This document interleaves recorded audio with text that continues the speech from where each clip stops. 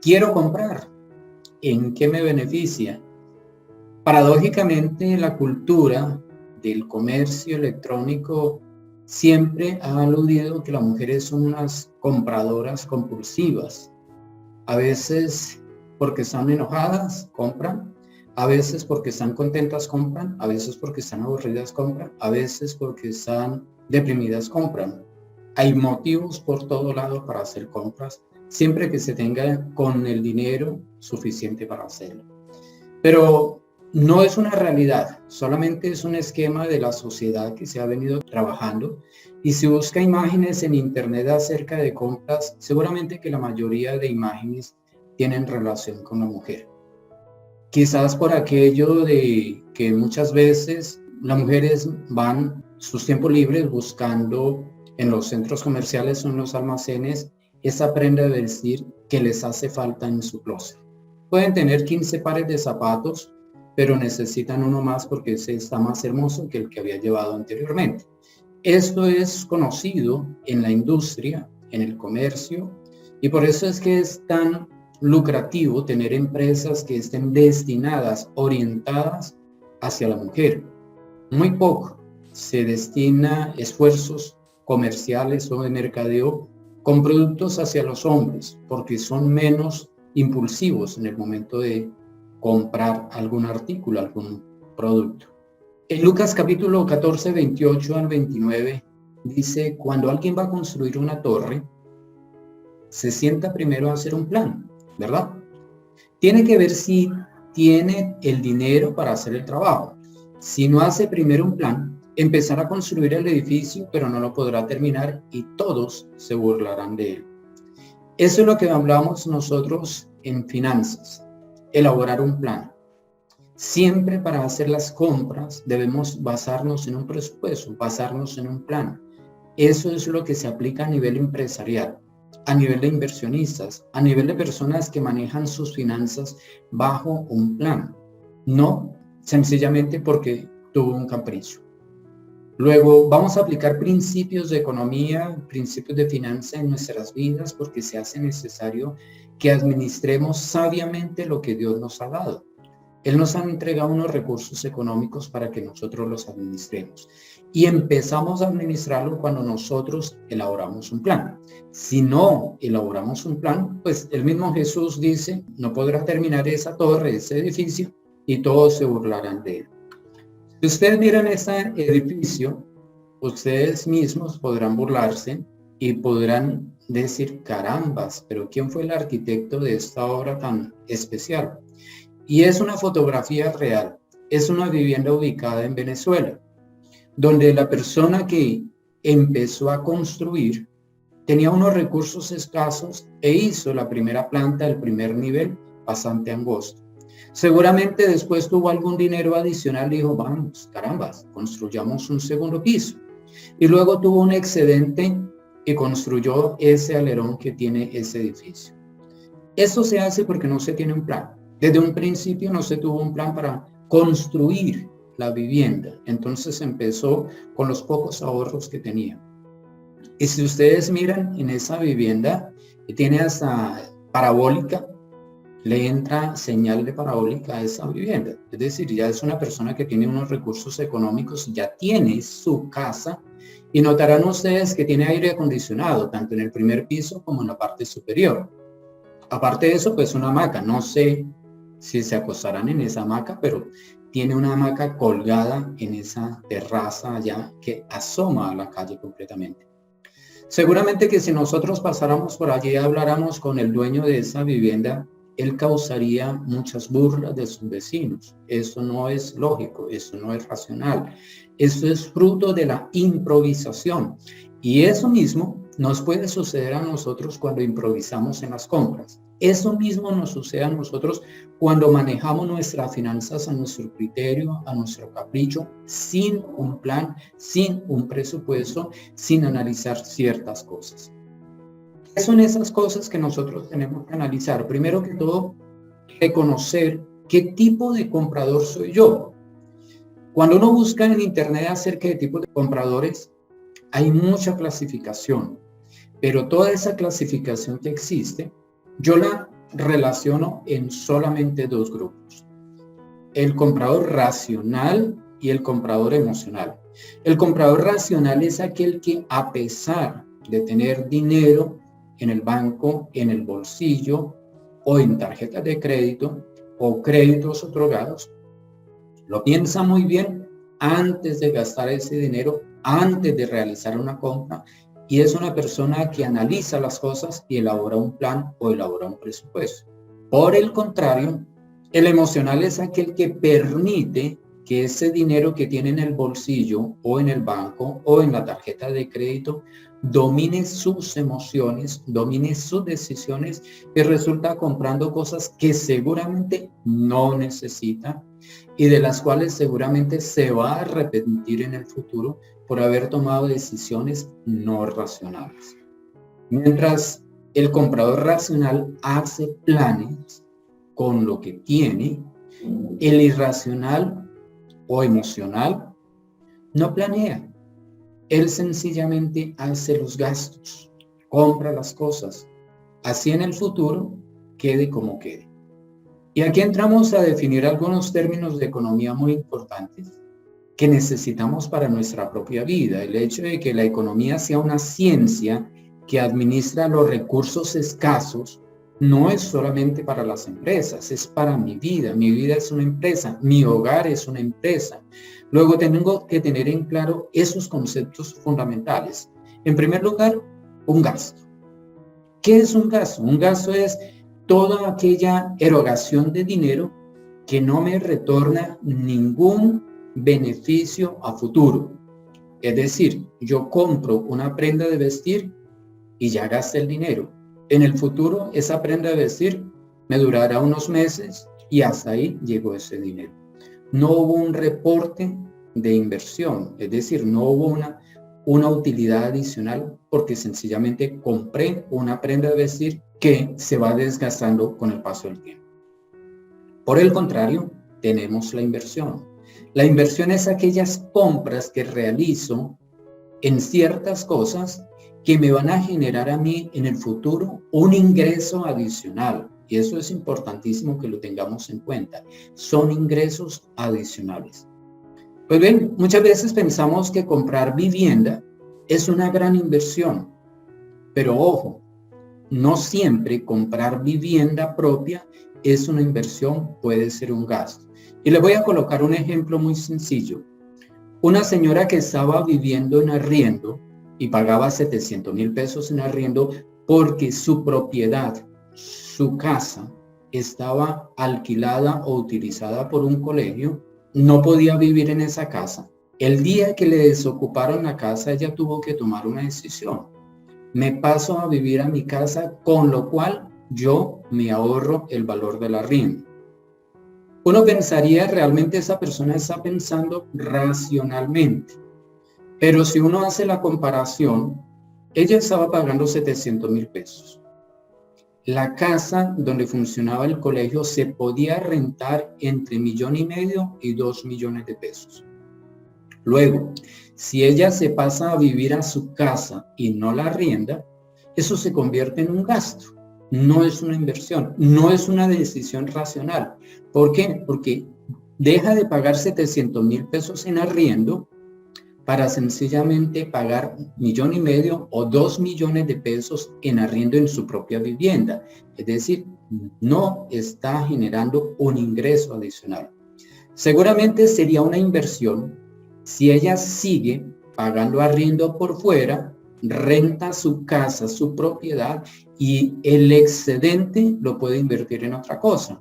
La casa le produce para pagar los 700,000 pesos de arriendo y le queda un excedente para sostenerse económicamente, incluso para invertir en alguna cosa que necesita en su vida. Aquí hay una situación que nosotros debemos evaluar perfectamente. ¿Qué es un gasto? ¿Qué es una inversión? Por eso les digo, no siempre comprar vivienda propia es una inversión. Puede ser un gasto desde el punto de vista como lo lleguemos a analizar. En una situación en la cual pasé por un barrio de la ciudad, noté una vivienda casi destruida paredes muy sucias, se notaba que hacía muchísimos años no pintaban las paredes, puertas y ventanas totalmente destruidas, seguramente los techos a punto de caerse con goteras, pero allí vivía una familia. Una familia habitaba en esa casa. Y podría uno pensar, bueno, esa gente no paga arriendo. Y como no paga arriendo, pues está ahorrando el valor del arriendo. Pero estaba viviendo en una situación lastimosa, una situación que es poco digna de una persona vivir bajo esas circunstancias. Si esa familia vendiera esa propiedad, podrían comprarse en un apartamento más digno de ellos y vivir más cómodamente, más seguramente en otro inmueble. Entonces comparemos aquí lo que es un gasto, una inversión. Gasto aquellas cosas que no nos retornan a nosotros un beneficio futuro, y la inversión, por el contrario, sí viene un retorno a futuro. Nos va generando ingresos adicionales o mejoran nuestro estilo y nivel de vida. Por el otro lado, hay un indicador que se utiliza mucho en economía, se llama la relación costo-beneficio, y se espera en esa relación que el costo sea pequeño y el beneficio sea grande. Sin embargo, cuando en alguna circunstancia el beneficio es menor que el costo, uno toma decisiones para no invertir el dinero en esas circunstancias. Luego yo tengo que evaluar si lo que yo voy a comprar me está generando un costo muy elevado y el beneficio es muy pequeño. O por el contrario, el beneficio es grande y el costo es pequeño. De esa forma podré yo tomar decisiones de compra o no compro. ¿Hago esa inversión o no hago esa inversión? Eso es importantísimo que lo tengamos nosotros presente. A veces pensamos que comprar un vehículo, por ejemplo, vamos a comprar un carro, entonces nos emocionamos porque tenemos el dinero para comprar el carro. ¿Cuál es el beneficio? El beneficio es un transporte cómodo. Nos vamos a proteger de la lluvia, de la inclemencia del tiempo, vamos a estar un poco más seguros, vamos a llegar un poco más cómodos al lugar de destino, pero ese es el beneficio. ¿Cuál es el costo?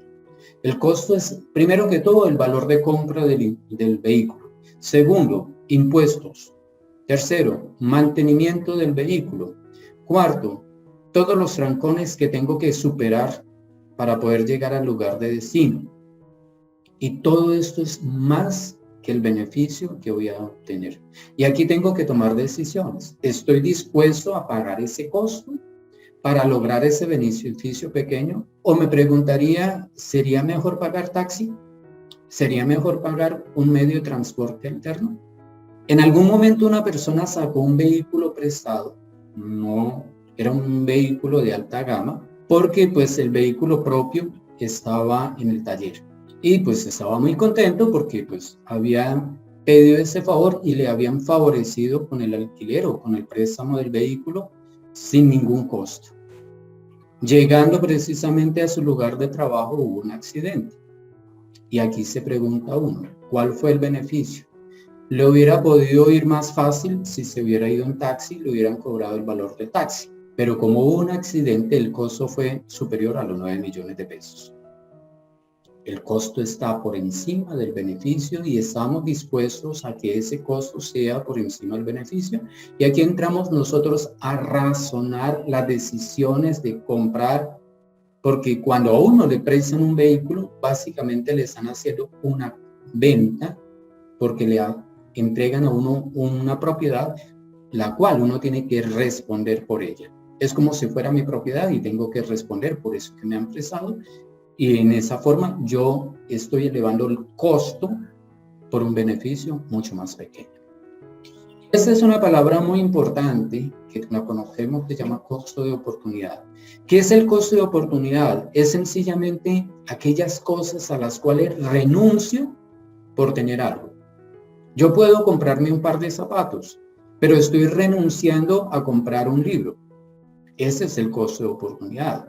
¿Los zapatos los necesito? Es posible que sí, o es posible que tenga ya unos pares de zapatos allá que no están muy nuevos, pero el libro de pronto me va a generar un conocimiento, una capacitación que necesito. Aquí viene el costo de oportunidad.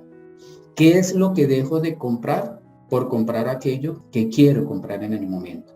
Entonces necesito revisar muy bien si vale la pena hacer esa compra o más bien hacer la otra compra, que es la que verdaderamente necesito en mi vida. Cuando vamos nosotros a los centros comerciales, cuando vamos nosotros a los grandes almacenes y llevamos dinero en efectivo, o tenemos el dinero en el banco, o tenemos el dinero en las tarjetas de crédito, tenemos que revisar ese costo de oportunidad. ¿Compro ese horno microondas? ¿O será que con ese dinero puedo comprar otra cosa que realmente necesito en el hogar o en mi propia vida?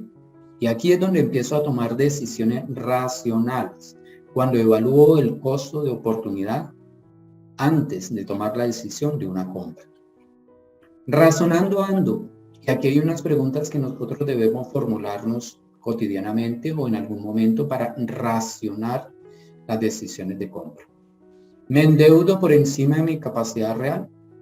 Sí, es diferente mi capacidad económica a mi capacidad real. Cuando uno le preguntan en los bancos cuál es su capacidad económica, uno hace suma de sueldos y otros ingresos.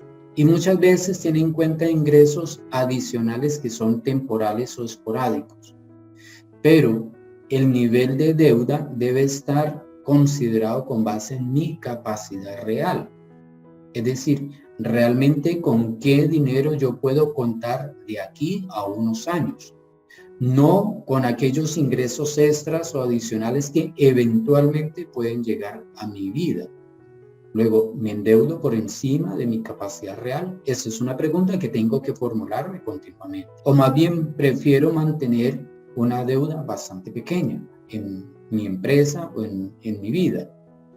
Otra pregunta que debo hacerme es, ¿arriesgo mi patrimonio? Sí, cuando nosotros sacamos créditos, muchas veces ponemos en riesgo lo que tenemos por comprar algo que no tenemos. En una ocasión, un señor me contó que había comprado la vivienda y tenía todo el dinero para pagar la vivienda de contado. Sin embargo, él tomó la decisión de reservarse 5 millones de pesos de ese valor porque dijo, bueno, me prestan el dinero y con esos 5 millones de pesos yo le hago una remodelación, le hago una mejora al inmueble y voy a pasar a vivirme más cómodamente. Después de varios años, él descubrió que esos 5 millones de pesos se le multiplicaron porque en esa época era el Oil UPAC y estuvo a punto de perder su vivienda. Por una decisión equivocada, puso en riesgo su patrimonio por no haber pagado todo el inmueble de una vez y reservarse esos 5 milloncitos de pesos y puso en juego todo el patrimonio. Otra pregunta que tenemos que formularnos nosotros es, ¿cuáles son esos gastos escondidos? Aquellos gastos que no vemos a simple vista. Y es que realmente cuando uno dice cambio de carro o no lo cambio, hay unos gastos escondidos. Impuestos, por ejemplo, mantenimiento del vehículo, algún mantenimiento general al vehículo. En una ocasión, una persona tuvo el dinero suficiente para comprarse un Audi. En esos momentos que tenía todo el dinero para comprarse el Audi de contado, tuvo la experiencia de andar en uno de ellos. Y hablando con el conductor de ese otro automóvil, se enteró que hacer la reparación de los frenos de ese Audi le costaba 3 millones de pesos. Y él se puso a pensar, en mi carrito que tengo, invierto 300,000 pesos para hacerle mantenimiento de frenos y en este Audi estoy gastando 3 millones de pesos. Eso que le llevó a tomar la decisión de no comprar el Audi, porque allí habían unos gastos escondidos, unos gastos que él no los había tenido en cuenta y que siempre que nosotros hacemos una compra tenemos que evaluar cuáles son esos gastos escondidos que nosotros no hemos contemplado. ¿Y cómo podemos detectar cuáles son esos gastos escondidos? Cuando nosotros pedimos la asesoría experta. Cuando se quiere comprar un vehículo, por ejemplo, uno tiene que asesorarse de una persona que conozca de vehículos, ojalá un mecánico, para que le diga a uno si el vehículo está en buenas condiciones o no. Si quiere uno comprar una vivienda, tiene que asesorarse por alguien de la inmobiliaria, alguien que esté en ese sector metido, para que le diga a uno cuáles son los pros y los contras de esos inmuebles que piensa comprar. Luego, la asesoría de los expertos es fundamental y a veces nos duele sacar un dinero para pagarle a un experto en una asesoría y preferimos arriesgar todo el dinero que tenemos nosotros en una compra que nos puede en el futuro hacer un daño en nuestro patrimonio. Otra pregunta que debemos hacernos cuando razonamos es, ¿eso que voy a comprar suple una necesidad vital? Y cuando hablamos de necesidades vitales, estamos hablando de alimentación, de salud, de vivienda, de educación. ¿Cuáles son esas necesidades vitales que nosotros estamos verdaderamente supliendo? Otra pregunta es, ¿qué otra cosa podría comprar? Siempre tener alternativas. Siempre pensar en lugar de comprar eso, podría comprar aquello. Es decir, mirar ese costo de oportunidad. La última pregunta es fundamental, es, ¿tengo paz? Indudablemente cuando uno anda en la vida cristiana, la paz es fruto del Espíritu Santo. Y cuando yo me encomiendo a Dios, cuando yo oro a Dios, cuando yo ando en los caminos de Dios, seguramente el Espíritu Santo va a eliminar la paz de mi corazón cuando voy a tomar una decisión que afecte mi vida, que afecte mi patrimonio, que afecte mi economía. Luego, si no tengo paz en mi corazón, es posible que el Espíritu Santo esté ahí pendiente de mí para asesorarme y para decirme, ojo, no compres lo que quieres comprar. Salmos 37:5 lo dice muy claro. Encomienda a Jehová tu camino y confía en Él y Él hará. En nuestras vidas financieras, en nuestros planes económicos, siempre debemos tener en cuenta a Dios, porque Él conoce nuestro futuro, Él conoce la realidad de las cosas, Él es fiel para con nosotros. No tomes decisiones con el corazón, sino con la razón. Oremos entonces. Bendito Padre, queremos darte gracias porque tú nos entregas a nosotros unos recursos económicos para que nosotros los administremos. A unos les entregas un talento, a otros 2 talentos y a otros 5 talentos. Y cada uno de nosotros debemos dar cuentas de esos recursos económicos que tú nos has entregado, que los sepamos administrar sabiamente, que hagamos planeación con ese dinero, una planeación financiera para invertir sabiamente ese dinero, esos recursos que tú nos has entregado. Permítenos ser de esos compradores que razonan y no que actúan por las emociones. Permítenos tomar decisiones razonables en las compras que nosotros realizamos. No permitas que las emociones controlen nuestras vidas. Por el contrario, Señor mío, que cuando se presente una oportunidad de compra, pensemos en ti, consultemos contigo, nos asesoremos de ti, Señor, y seguramente que tú nos orientarás para que podamos llevar a buen término la decisión que hemos tomado. Hoy te damos gracias porque aún en las finanzas tú actúas en nuestras vidas, porque nos entregas unos recursos para que los administremos, pero juntamente con ellos nos enseñas y nos guías, nos orientas para que tomemos las decisiones más correctas. Gracias, Señor, porque tú no quieres que nosotros nos esclavicemos del dinero. Tú quieres de nosotros personas libres completamente. Y si en algún momento, Señor, hemos caído en la esclavitud financiera, tú nos liberarás y nos darás la oportunidad de salir adelante. Pero eso nos costará, Señor, seguramente que lágrimas en nuestra vida. Por ello, Señor mío, permítenos ser sabios, permítenos ser prudentes, permítenos, Señor, planear nuestra vida financiera. Te agradecemos por ese tiempo y por esa enseñanza que tú nos das.